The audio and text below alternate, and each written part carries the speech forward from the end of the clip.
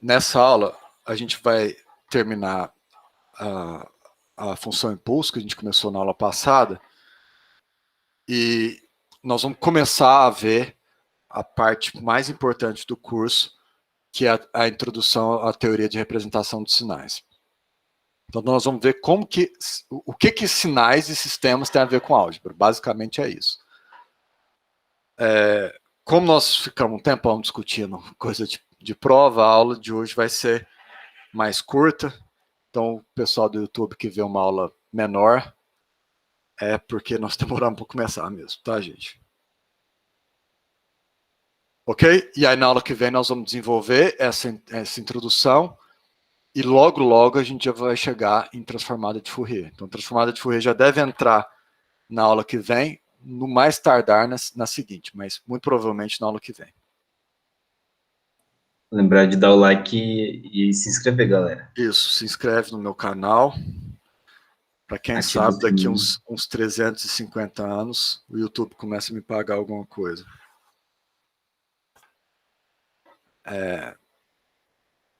Na aula passada, a gente começou a ver, então, a função impulso, né? Então, por definição, a função impulso, ela é uma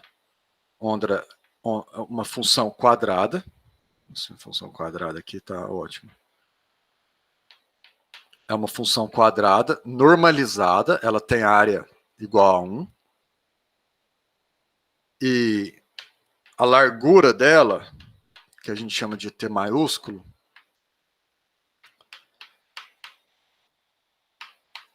vai para zero. Então, por definição, essa é a função quadrada. Ela é igual a 1 sobre a largura dela no intervalo onde ela é definida. E ela é zero. Fora disso, eu vou pôr aqui outro t. Outro t. E a função impulso, ou delta de Dirac, é definida como sendo o limite da função quadrada quando a largura dela vai para zero. Então, na medida que a largura dela vai para zero, a amplitude vai para infinito. Mas a área dela continua sendo 1. Então, a função impulso, ela satisfaz essa relação. Se eu integrar ela de menos infinito a mais infinito, ela dá 1. Mas ela só vai dar 1 se passar pela origem. Então, um jeito melhor de expressar essa propriedade é você colocar esses limites da integral aqui, como, por exemplo, neta é um símbolo bastante usado na literatura, que é um valor infinitesimal. Então, você integra só na região bem vizinha à origem. Então, se você passar pela origem, dá 1. Se você não passar, dá 0, porque a função impulso é só definida na origem. Fora da origem, ela é 0. Então, na origem, ela é infinito, mas ela é o infinito que mantém a área 1. Erro muito comum em prova, o aluno escrever isso aqui. Isso acontece todo ano, mais de uma vez. Tá? Isso aqui está completamente errado. No ponto zero, ela é infinito, mas a integral dela dá 1. Alguma dificuldade em relação à função impulso, a definição dela em termos da função quadrada?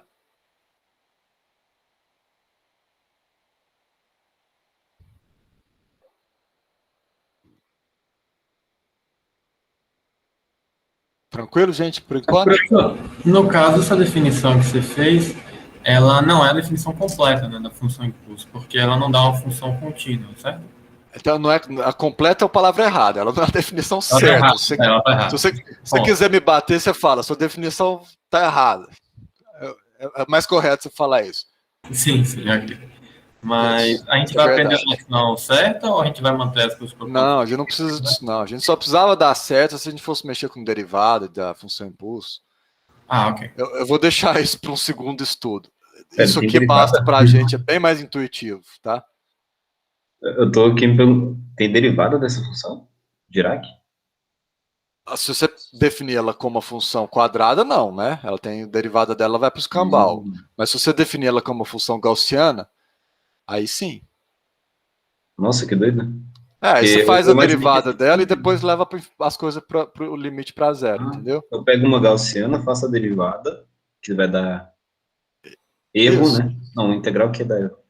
Dá uma função lá derivada, aí eu jogo essa derivada, o limite tendendo a zero e eu vou ter Isso.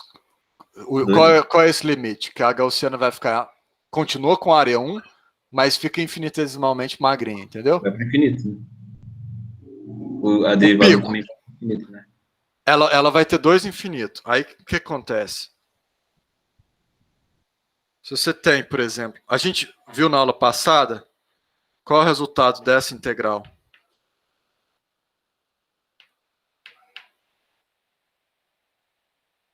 Qual é o resultado dessa integral? Eu cheguei a dar isso na aula passada, não dei? Ou não? Professor, essa Oi. função aí da direita é qual? É a, É a função delta, a função impulso. a função delta? É. Qual é o resultado dessa Tá, integral? Rafael, eu li Laplace, eu tava assim, ué. Não, desculpa, gente. Qual é o resultado dessa integral?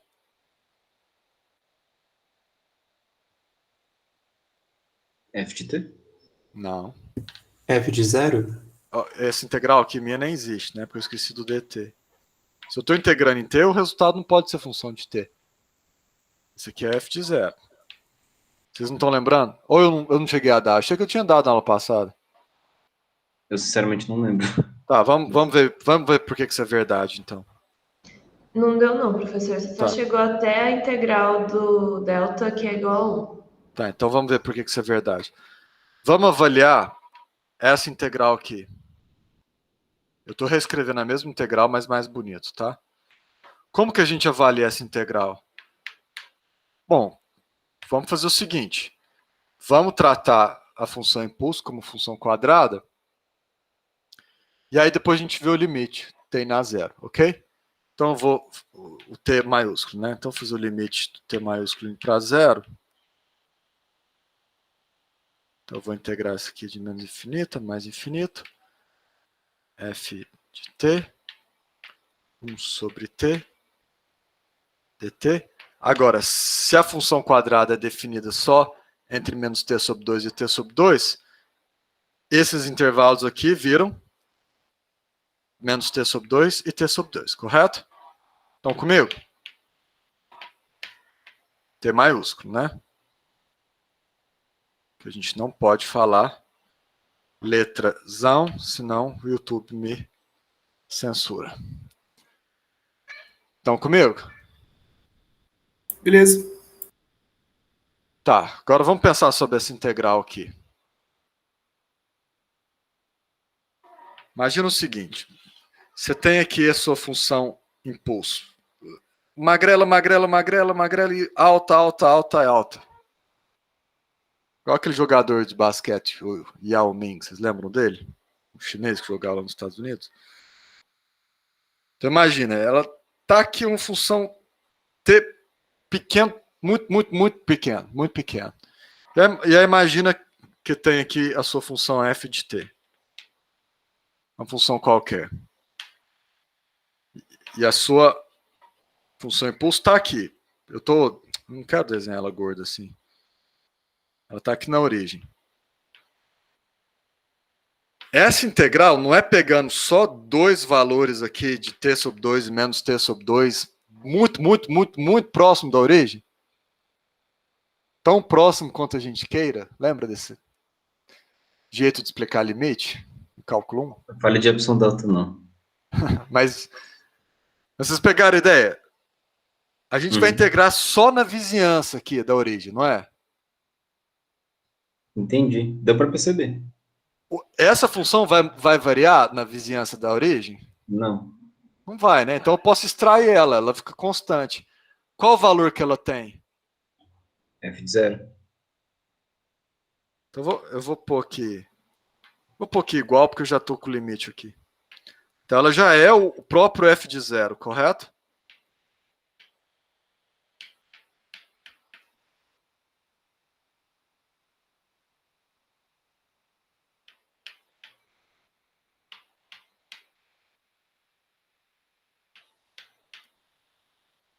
Agora, o resultado dessa integral aqui, o resultado dessa integral é 1, não é?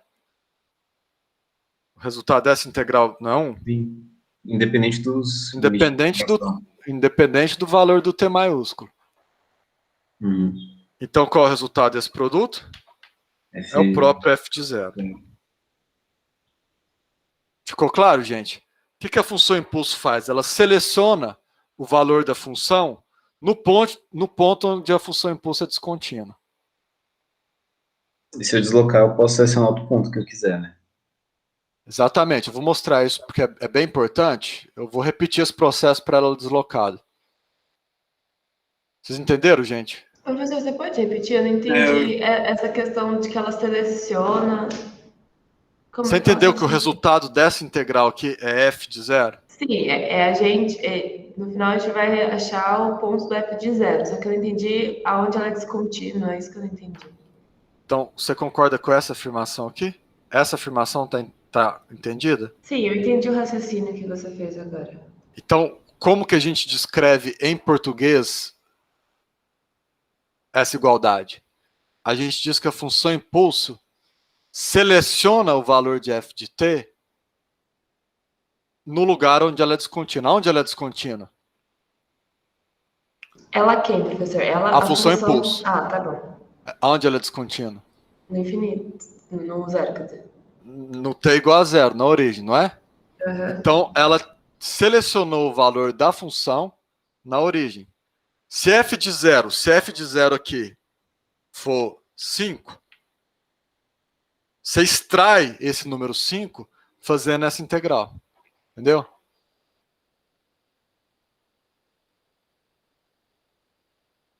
Acho que eu entendi, sim, professor. Essa é a base da passagem do domínio contínuo para o domínio discreto. No ano que vem, ao vivo e a cores, no curso PDS, quem sabe a gente não filma para pôr no YouTube também, né? Até perguntei lá na USP se pode. Chama o Universo para gravar. Você vai ser o novo Poçani da... Não, a USP tem uns esqueminha lá. Vamos ver se dá certo. Mas o PDS é inteiro construído em torno dessa propriedade da função impulso. Professor, Oi. em sinais, a gente faz isso para saber qual é a expressão da f de t, do sinal f? Não. Serve para quê? Peraí, você tá perguntando para que serve isso, não é? Tipo, esse processo de saber o valor da função num ponto, a gente usa isso para quê? Em sinais. Daqui a pouco, talvez na aula de hoje ainda, eu vou utilizar essas propriedades da função impulso para mostrar para vocês que eu posso escrever um sinal qualquer como soma de sinais impulso. Então a função impulso vai ser a nossa primeira base para representar o sinal. Ela é a nossa base canônica. Beleza. Mas eu ainda não te mostrei para que ela serve, eu só estou te introduzindo ela, entendeu? Professor, uma pergunta. Eu não entendi como que saiu dessa integral aí e virou f de zero só. Ali vai dar, essa integral aí do 1 sobre t de t2 menos t2 vai dar 1, isso aí? Você não entendeu essa passagem daqui para cá? Não, dessa para a última, no caso. Eu entendi porque... tirar o f de zero para fora da integral, eu entendi. Isso, essa parte beleza. eu entendi. Agora... Daqui para cá. Isso. Porque essa integral aqui não é só a área. Você não está integrando a área da função quadrada? Sim. Não importa qual o valor do t aqui, essa integral aqui sempre dá 1, não é? Ah, tá, beleza. Imagina, aqui o dt dá t, você pega de t sobre 2 até menos t sobre 2 dá t, divide por t dá 1, independente do 1. Ah, entendi. Não, beleza, obrigado. Entendeu? Então, essa integral aqui é sempre 1. Não importa o valor do t maiúsculo. Belezinha, obrigado. Você que perguntou, foi quem levantou a mão online aqui? Isso, tinha sido eu. Tá. Então, deu para entender o que a função impulso faz? O que eu quero dizer com ela? Extrai o valor de uma função? Ela seleciona o valor da função? Deu para entender. Professor, então se a gente fizer a convolução dela com outra função, vai dar a própria outra função? Isso é muito importante. Eu vou provar isso devagarzinho daqui a pouco. Nossa, Stefano voou aí, hein? Caralho, Mas ele voa direto no coração do gênio. negócio. Exatamente. Essa propriedade, essa forma de convolução que permite identificar a delta como sendo a base o análogo da base canônica no espaço de Hilbert. Estamos falando bonito hoje, hein, gente? Me sentindo matemático. Tem pavor dessas palavras bonitas, tá? Vocês evitam isso igual a peste na prova. Eu posso apagar isso. Isso aqui é muito importante, tá, gente? Eu quero que você já põe na cabeça desde agora. O que a função impulso faz? Ela seleciona o valor de uma outra função no ponto onde ela é descontínua.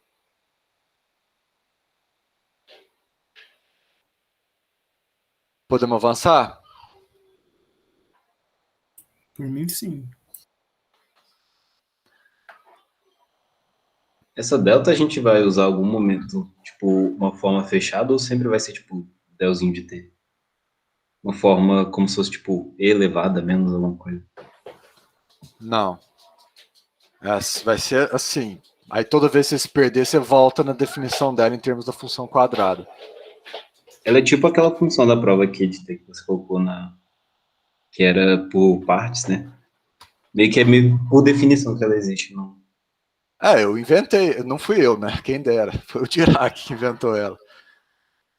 Por que ele inventou ela? Exatamente para ter uma base para representação no espaço. Isso aqui foi criado no contexto do desenvolvimento de mecânica quântica.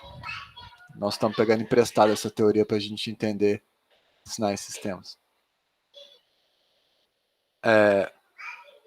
Mas eu respondi essa pergunta? Fiquei com a impressão que não.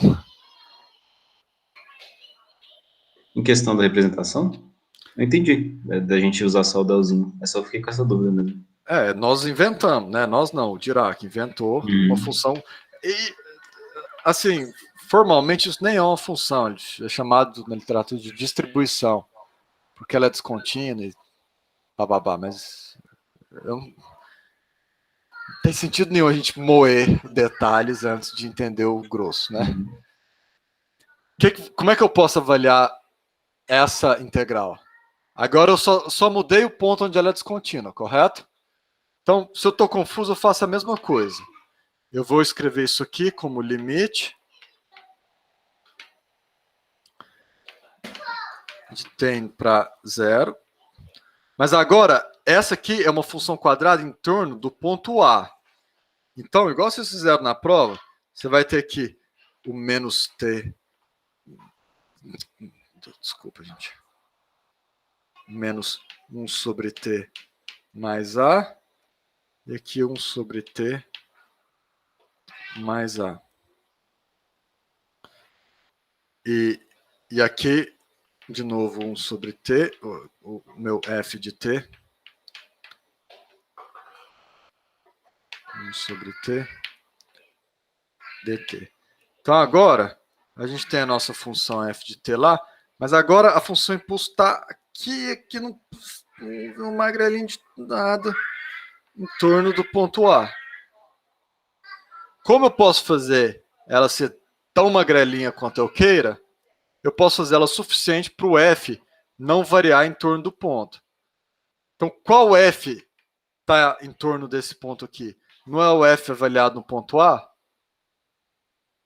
Então, eu posso extrair o f, mas agora eu não posso extrair o f em 0. Não tem nada a ver. O f em 0 aqui está multiplicando 0. Eu tenho que extrair o f que está aqui, para tirar ele da integral. Então, ele vira FA. E aí você tem o mesmo limite. Mas agora o limite não importa mais. E essa integral continua dando 1. Essa continua sendo a área dessa função. Que por definição é 1, né? A gente normaliza ela para dar 1. Isso aqui é igual a f de A. Então agora, de novo, ela selecionou o ponto da função onde ela é descontínua. Então o resultado dessa integral aqui é f avaliado no ponto A.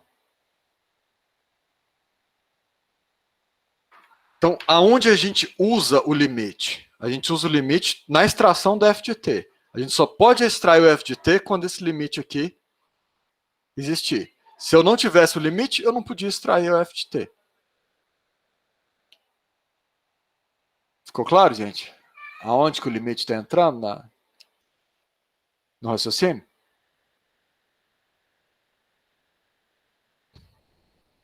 Sim, é uma aproximação antes de você fazer o limite, né? Aí com o limite realmente fica. É uma... Ela, sem o limite é uma aproximação. Com o limite, a aproximação vira uma igualdade. eu poderia falar Isso que ela mesmo. seria f de 1 sobre t mais a menos f de F menos de 1. 1, Não, assim, por exemplo, você fez isso aí, né? Tira o limite. Eu poderia falar se que você tirar o limite daqui, esse na verdade não isso, o da é isso, essa integral aí, sem o limite, né? Com um t qualquer. Daria para eu falar que é o da direita menos o da esquerda, né? É conforme eles convergem para o ponto central. o da direita é o mesmo da esquerda? Não, direita menos o da esquerda, né? Daria Não, f da aí direita. você tem que integrar f de t. E Seria, avaliar. Aí vira igual- uma integral convencional. Você está integrando f de t. E avaliando ele nesse ponto menos nesse ponto. Entendeu? Uhum.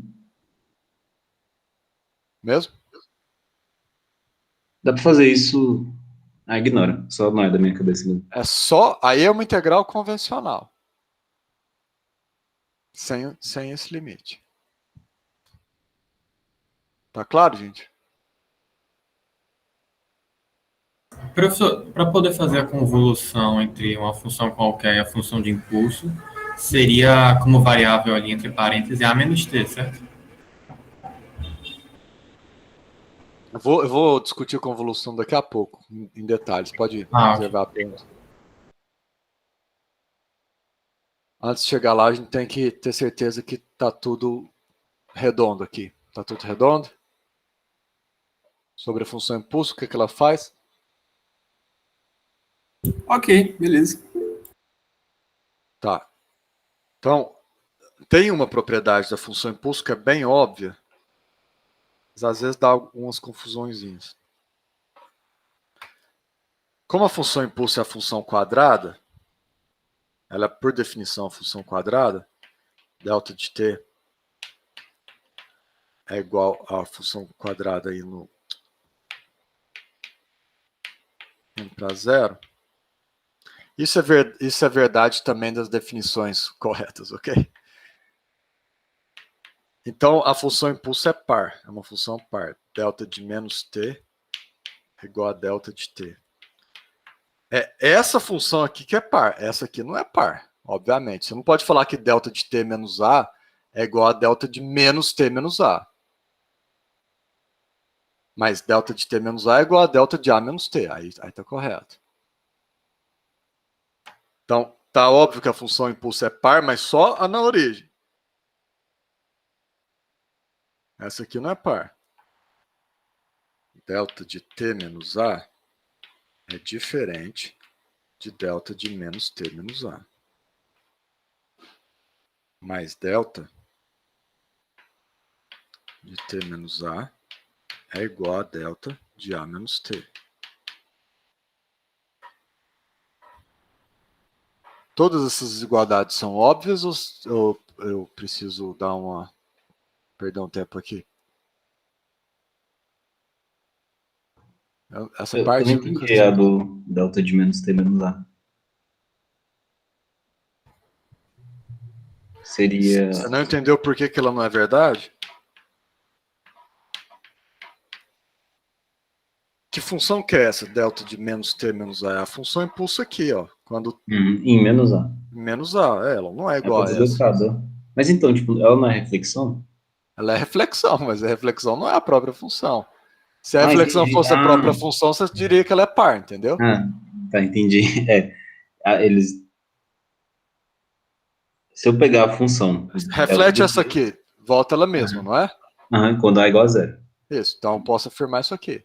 E se eu pegar T, deslocar direito de A, é a mesma coisa que pegar A e deslocar esquerda. Você está perguntando por que isso aqui é verdade? Essa aí agora que eu tô tentando entender. Procura onde está a descontinuidade. Onde está a descontinuidade aqui? Em t igual a? E aqui? T igual a... Então eu peguei, inverti a função e desloquei a direita de A no lado direito. Entendi. Essa igualdade, você usou essa igualdade. O que está dentro do parênteses, você pode fazer negativo, entendeu? Sim. Entendi a reflexão. Chama isso aqui de telinha. T menos A igual a telinha. Delta de telinha igual a delta de menos telinha, correto?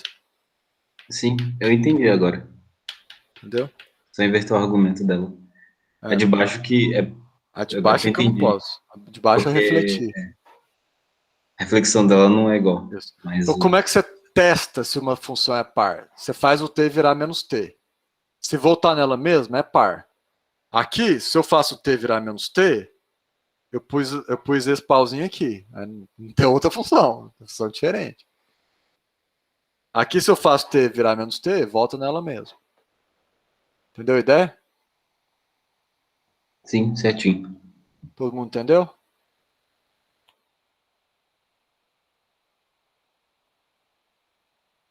Beleza.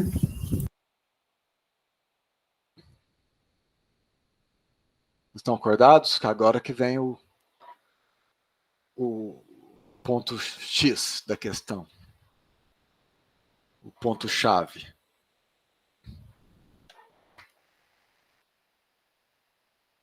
Preste bastante atenção.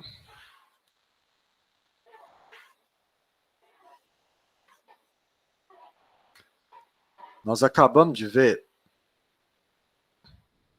que eu posso... Deixa assim. Eu não vou ficar colocando os limites da integral, não, tá? É sempre de menos infinito a mais infinito. Se não for, eu aviso. Nós acabamos de ver que a função impulso seleciona o valor de f de t no ponto onde ela é descontínua, certo?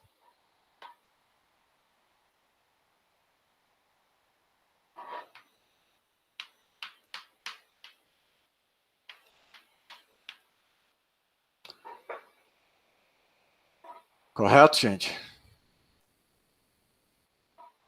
Certo. Tá.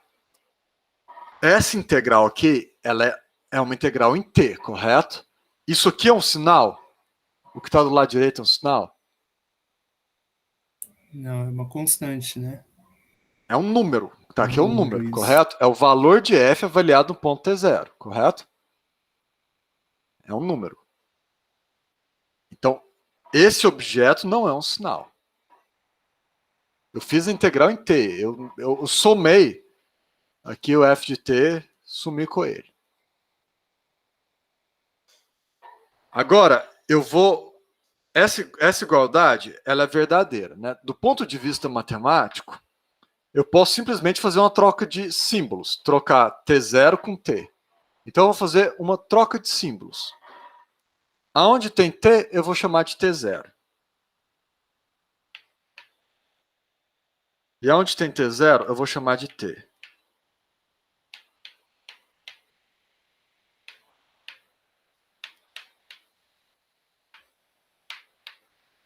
Ok?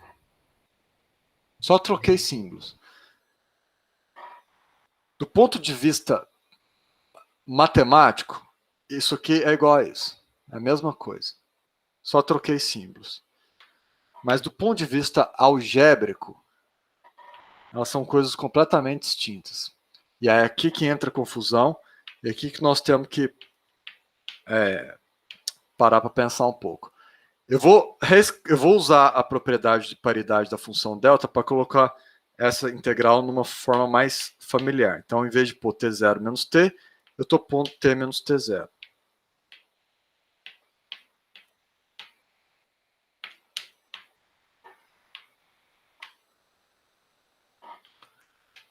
Então, porque a função impulso é par, eu posso passar daqui para cá, certo?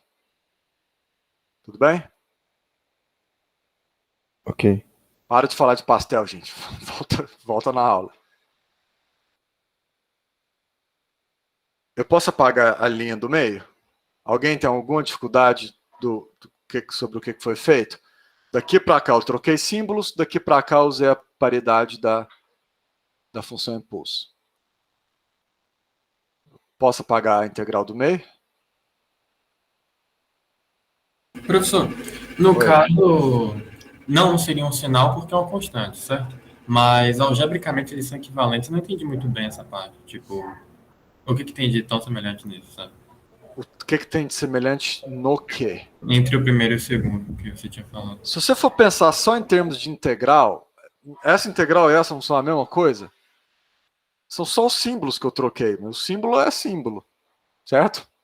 Ah, tá. Você podia ter definido tudo diferente. É, Realmente. só troquei símbolo. Então o cara que está resolvendo uma integral, ele vê essa integral e vê essa, é a mesma integral, não é? É, só que um dá uma constante e o outro dá um sinal, é isso? Nós vamos fazer essa diferenciação no sentido algébrico. É isso que eu quero falar agora.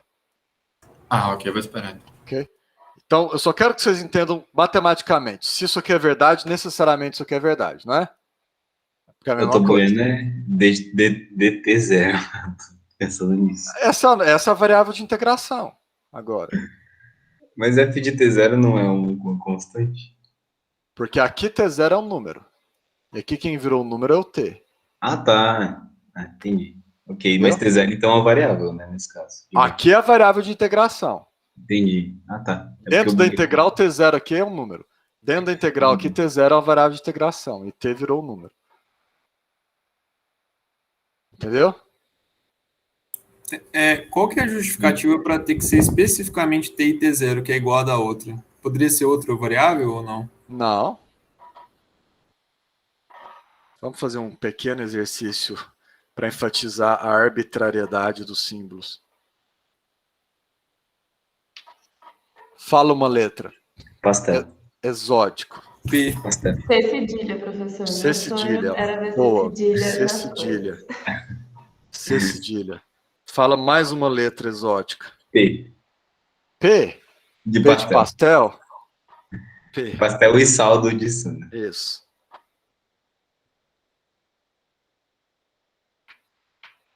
Isso aqui é igual a isso. Mesma coisa. O matemático olha essa expressão, o matemático olha essa expressão, ele olhou a mesma expressão. Certo. Todo mundo concorda? Concordo. Não há o que discordar. Pelo fato da função impulso ser par, eu posso afirmar também que essa é igual a essa. Porque ela é par. Aí eu invoquei a paridade dela. Então, essa expressão e essa expressão, dado que a função impulso é par, são a mesma coisa do ponto de vista matemático. Do ponto de vista algébrico, elas são completamente diferentes. Estão entendendo a filosofia da matemática aqui? Sim. Se f de t é um sinal, o resultado que está aqui não é um sinal. É um número. É a coordenada, a gente vai ver daqui a pouco, vai ser a coordenada do sinal. Uma coordenada específica. Se f de t é um sinal, o que está escrito, o que você está fazendo aqui? O que você fez? Você não escreveu o sinal f de t como soma de infinitos sinais delta? Sim. Vamos quebrar essa integral na soma de Riemann.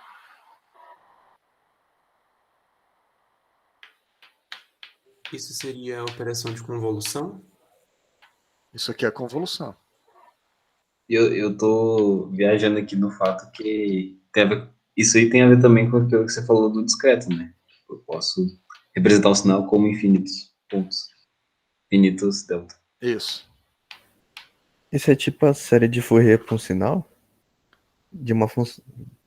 Não. Esquece isso por enquanto.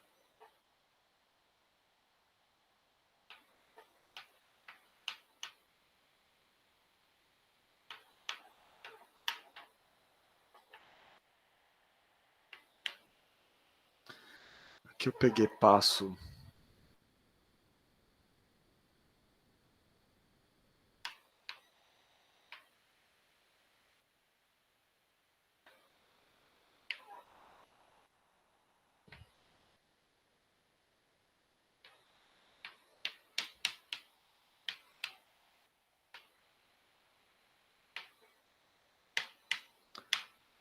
Então, o que eu fiz aqui? Eu quebrei a integral na soma de Riemann e peguei 3 termos explícitos como exemplo. Esse primeiro termo é o termo que eu teria para o passo T0, esse T0 aqui sendo o mais delta zero. Então, T0 seria menos delta T0. Eu peguei o ponto onde T0 é zero e o ponto onde T0 é igual a mais delta T0, que é isso aqui. Se você fizer a identificação dos coeficientes, você vai ver que A menos 1 é nada mais, nada menos do que o F avaliado no ponto T0.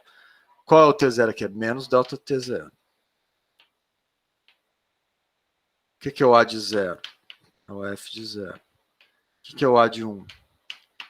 É o F de dt0. Então, o que essa integral está me dizendo? Ela está me dizendo que f de t é o sinal que é composto quando eu pego infinitas funções deltas. Por que infinitas funções deltas? Porque cada valor de t0 aqui me dá uma função delta diferente. Aqui eu tenho uma função delta, aqui eu tenho outra função delta, aqui eu tenho outra função delta.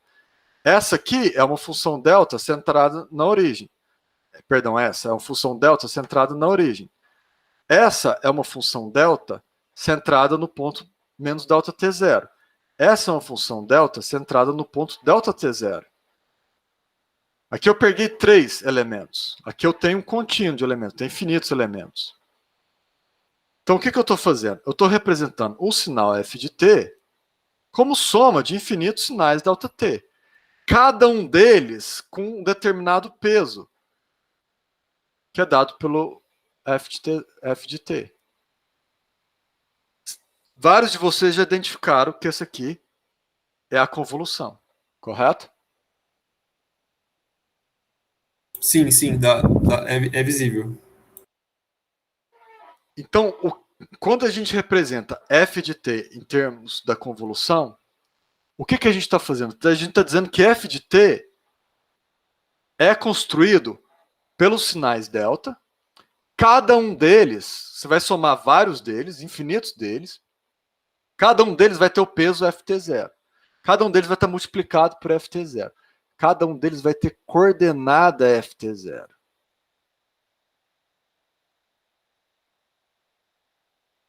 Estão pegando o espírito da coisa?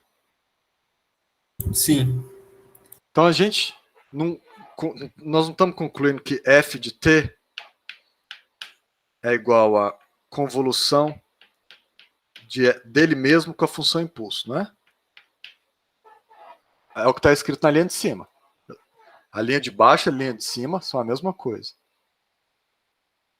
Isso aqui a gente viu que vem da própria propriedade do delta-t. Lá nas notas de aula eu coloco uns exemplos explícitos para vocês dar uma esquentada dos motores aí.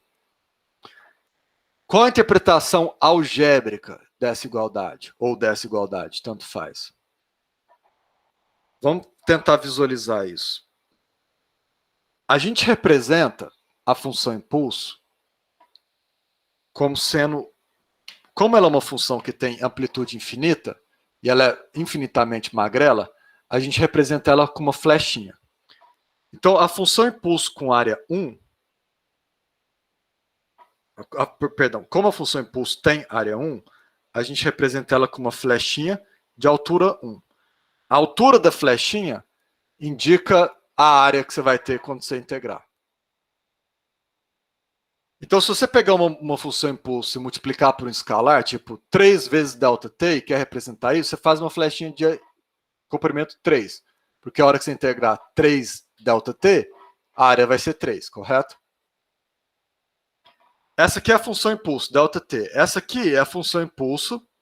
Se esse aqui for ponto T0, essa aqui é a função impulso delta de T menos T0.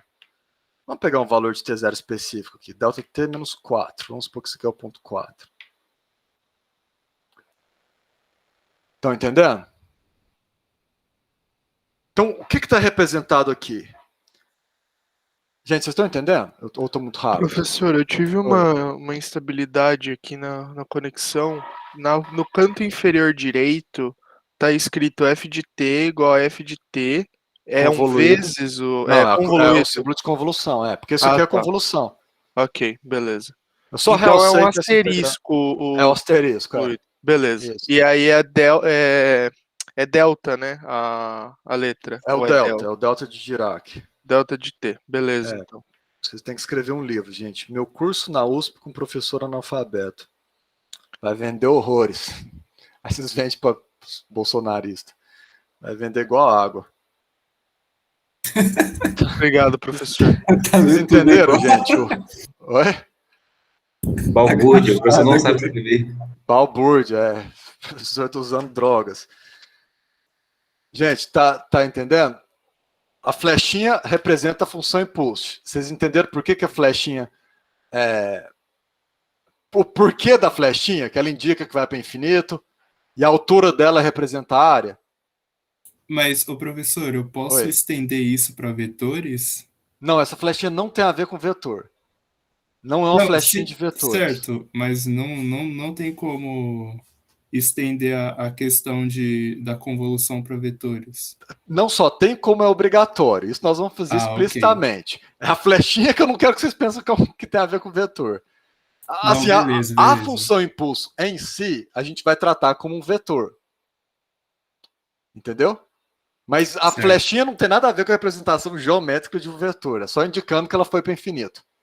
Não, beleza, entendi isso. Obrigado. Engraçado que intuitivamente eu botei uma flechinha, porque eu pensei assim, vai pro infinito, eu vou apontar pro infinito, vai ficar zoado a mutação. Mas ela Aí só você tá fez a flechinha que é só apontando para o infinito.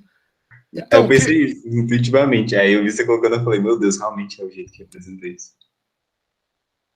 Pois é, vocês entenderam que se eu tiver, por exemplo, se eu tiver uma função, vamos supor que eu tenho a função aqui, g de t, que eu defini ela como sendo 3 delta t. Como que eu represento essa função? Uma flechinha de altura 3. Porque se eu fizer a integral de g de t de menos infinito a mais infinito, dá quanto a área? 3. Entenderam? Então a altura da flechinha vai indicar um escalar aqui, um número que estiver multiplicando delta t, mudando a área. Entenderam que g de t é uma função impulso com área 3? Então a gente representa g de t como uma flechinha maior? Tá claro, gente?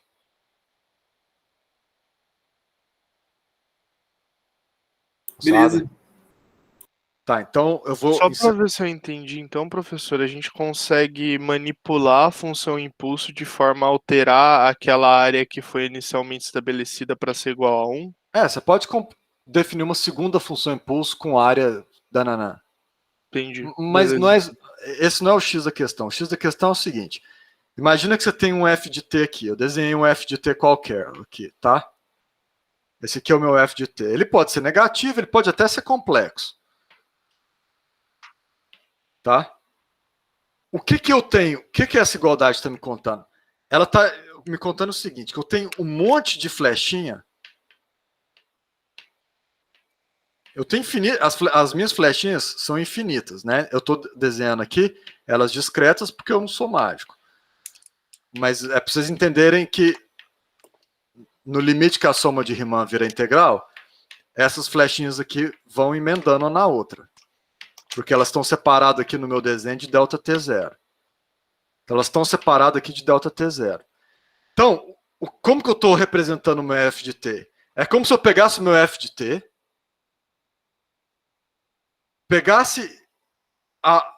fizesse um desenho dele e pegasse infinitas flechinhas e ajustasse a altura delas de acordo com a altura do meu f de t.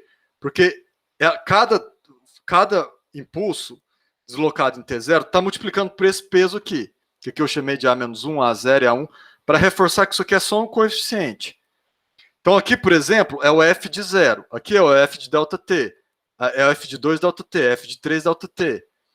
Então a altura da flechinha vira o próprio valor aqui de f de t.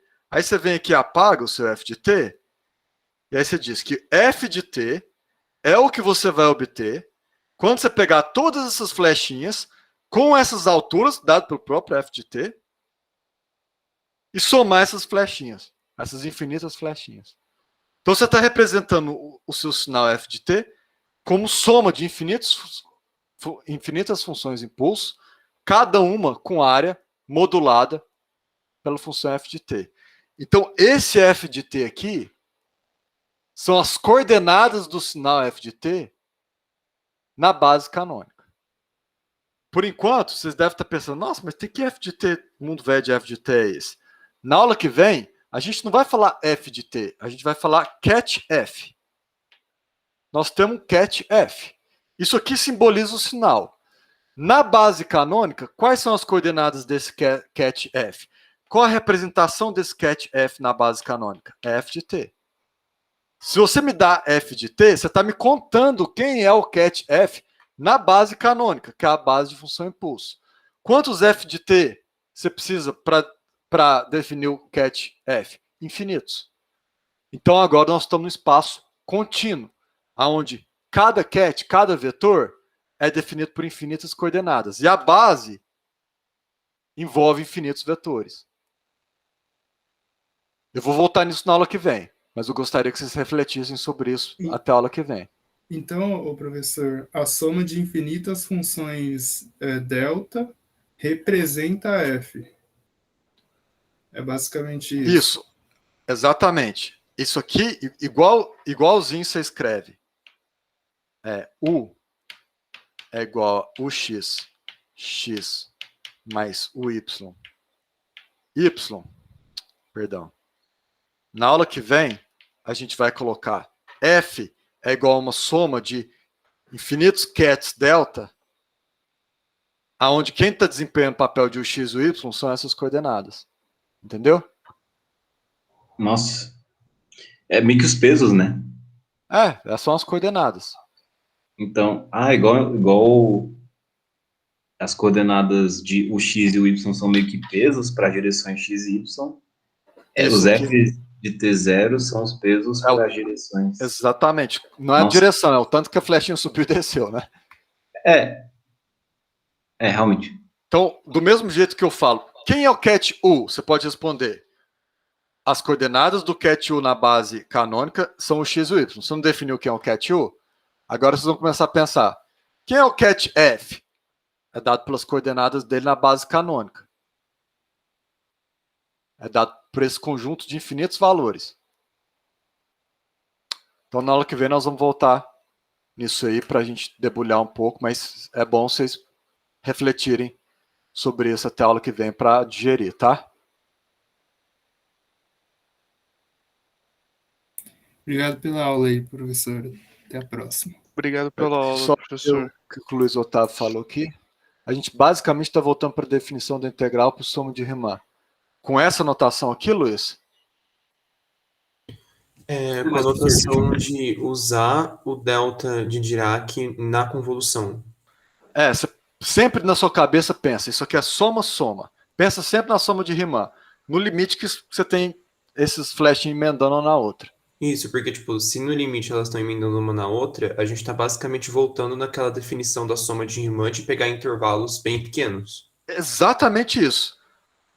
Graficamente, isso aqui é a soma de Riemann. Aí imagina, as flechinhas vão emendando, você está transformando em integral. Beleza. Entendeu? Entendi sim.